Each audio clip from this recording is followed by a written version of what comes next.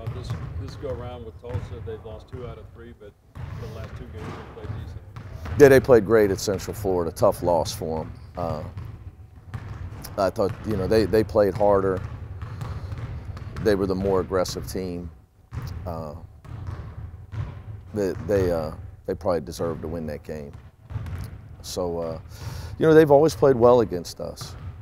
Frank does a very good job, and Tulsa, they play small, but they get away with it because they play extremely hard. They have tough kids, got a lot of respect for their talent. Jeffries and Igbanu, and Octavius, his brother, Jariah Horn, can really shooting the lights out. So Taplin's a veteran guard. I mean, they're a solid team. I mean, they beat Kansas State, who nobody seems to be able to beat in the Big 12. So they've always played well against us. Any different ideas on their three-point shooting? Yeah, don't let them catch it stepping into the line. You know, but it's not. You know, you can talk as a coach about a lot of things. You know, they play when a team plays small and spreads you out. It's hard to defend them because they can beat you off the dribble, and when they kick it out, they make guarded threes. It's hard. So, you know, that being said, it's not like we gave up. I mean, what was the score at the end of regulation? I don't know, 59 all. So it's not like we gave up a ton of points. Their defense was a problem for us. You know, I just think they play small and get away with it. And it helps them on offense, and it doesn't kill them on the backboard or defense because they got tough kids. They played basically 7 guys, 6 of them hit multiple threes. How much stress does that put on the defense when it's every guy? I watched Golden State play. You know, when any team that you can space the floor, but if guys don't make shots, it doesn't put stress on your defense. So when teams start making every shot, it puts a lot of stress on your defense. A whole lot of stress on your defense. So it's just that, you know, they've played this way for a while. Since Frank's been there, they've just gone kind of small with 4 guards and 4 and 5. You know, when he takes Igbanu out and plays Jariah Horn at center, they play 5 shooters. Is there anything unique about playing the team twice in 2 weeks? I don't know. I mean, we've done it before. I don't know. I don't know if it makes the game different because the teams know each other. I guess theoretically you would think it'd be harder to score because the kids know the personnel better. But I think all league games, even if, when you get into the league play, the teams know each other much better. Whether you play them in a couple weeks or you play them sometime during the conference season. I think conference basketball is what it is. What were they doing defensively that caused you problems? They're physical around the rim. You know, it's hard to get the ball at the rim. I think good defensive teams don't let you get the ball to the rim. They draw, you know, they're a great charge-taking team. They rotate early defensively. They follow their scouting report, and they're a hard. You got to make some shots against Tulsa. And you didn't. We did not. We did early, and then we went ice cold. Then Kane saved us. So we, you know, again, you know, hey, games take on a life of their own. So, you know, Kane made some. Justin obviously was a non-factor, just crawling out of bed to play in the game. So, you know, they do some different things, but not to bore you with their style of defense, but at the end of the day, what they do, it's hard to get the ball to the rim against them. So you don't get a lot of easy baskets. And they're physical, and I say that as a compliment. You know, they take up space. They try to beat you to spots. They don't, you know, they do a good job on the defensive backboard. You notice a certain resourcefulness that your team has showed lately for a young team. Is that surprising to you? Yeah, I think. Well, I think you know we needed to up our pride level and understand the situation we were in.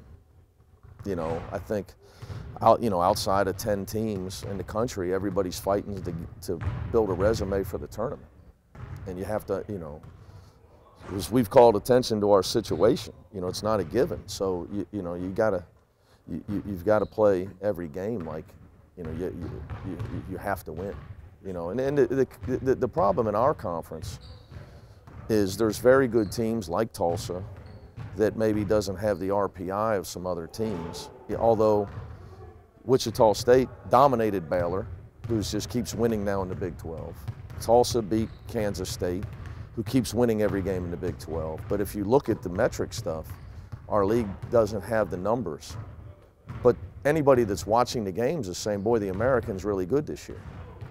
You know how good the American is, because the middle of the pack is so much better than it's been. So, you know, other leagues, they seem to get away with losses a lot easier than if you lose a game and you're a team in our league. Which is probably why you're not ranked. I would think, you know, absolutely. And I'm not just talking about, because the top 25s are relevant. You know, it's the other metric stuff that they're all using. When you said you called attention to your situation, the situation being that there's no guarantee you're going to make the NCAA Exactly. tournament just because you've done it the last 8 years. Right. You know, 100%. You know, it hadn't really been a huge, you know, for guys in our program, especially, you know, Jaron, Nasir, you know, anybody other than Justin and Trey, the guys that have only been here 2 years or less, which is everybody but Justin or Trey, making a tournament was a foregone conclusion. You know, you win 30, 31 games. So they haven't really been in, the majority of our team hasn't been in a situation. It's like, hey man, you know, we're in resume building mode. We got to win every game. I mean, every game. You've told us a lot how offense is not this team's problem. What has allowed you guys to be so efficient this season? I think I think that our Nas and Trey and Eliel, Mamadou hasn't had a chance to play, have allowed, because they're so much more effective at screening, where Kyle and Gary could make a three, these guys are much better screeners, which allows you to be more efficient in whatever you're trying to execute. So we just do it differently. You know, where last year, those guys weren't very good screeners at all, but they could shoot. So all we really had to do was have spacing and share the ball last year. I would have liked to have executed more. They just weren't, they weren't the best screeners in the world. So Eliel and Trey, Nas are really good at off the ball stuff, screening, slipping, fighting for position, whatever, but getting their teammates open. That pairs well with Jaron, obviously. Well, it pairs well with Jaron also, you know, your guards that can, you know, they can make passes to guys coming off screens as well. So it's just, you know, there's a lot of ways to skin a cat on offense. Is any of it surprising to you so far this year? No, because I knew that, you know, those guys were in practice. I saw it. So we would run you know, like last year when we're running offense, Nas and Trey's team would execute the plays better, where Gary and Kyle's team would have better spacing and they just shot it way better. They spread the floor way better. So, you know, it's obviously, I'm in practice. You didn't see it because it's game night. You saw Kyle and Gary. You know, but practice time, I could tell. I saw it. With Jaron, obviously, some of the talk is what led to the technical against the kid against Wichita State. What is it about him that gets under people's skin? Is just that he's good? Well, I think people are just,